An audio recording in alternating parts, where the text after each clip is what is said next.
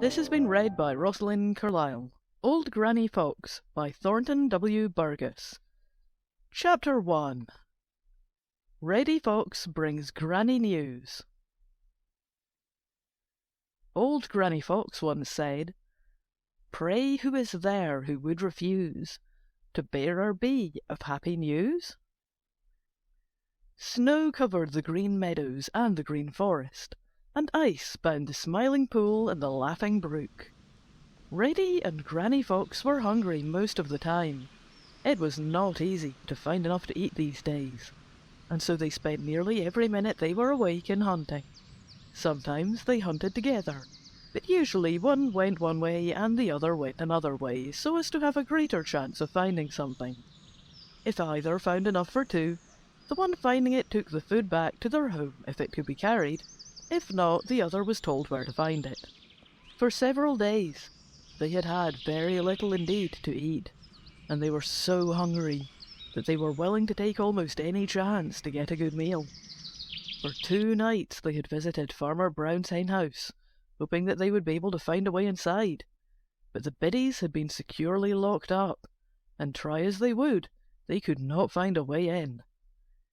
"It's of no use," said Granny, as they started back home after the second try, "to hope to get one of those hens at night.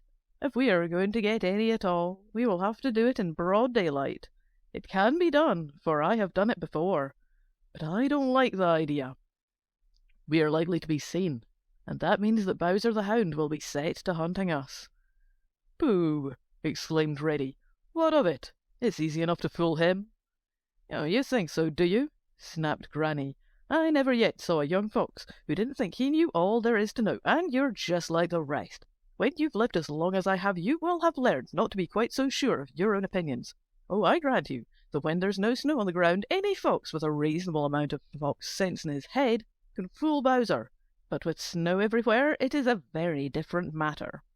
If Bowser once takes it into his head to follow your trail these days, you will have to be smarter than I think you are to fool him. The only way you will be able to get away from him will be by going into a hole in the ground. And when you do that, you will have given away a secret that will mean we will never have any peace at all. We will never know when Farmer Brown's boy will take it into his head to smoke us out. Oh, I've seen it done. No, sir, we are not going to try for one of those hens in the daytime unless we are starving." "But I'm starving now," whined Reddy. "No such thing," Granny snapped. "I've been without food longer than this many a time. Have you been over to the big river lately?" "No," replied Reddy. "What's the use? It's frozen over. There isn't anything there." "Perhaps not," replied Granny. "But I learned a long time ago that it is a poor plan to overlook any chance. There is a place in the big river which never freezes because the water runs too swiftly to freeze, and I've found more than one meal washed ashore there. You go over there now while I see what I can find in the green forest. If neither of us finds anything, it will be time enough to think about Farmer Brown's hens tomorrow." Much against his will, Reddy obeyed. "It isn't the least bit of use," he grumbled as he trotted towards the big river. "There won't be anything there.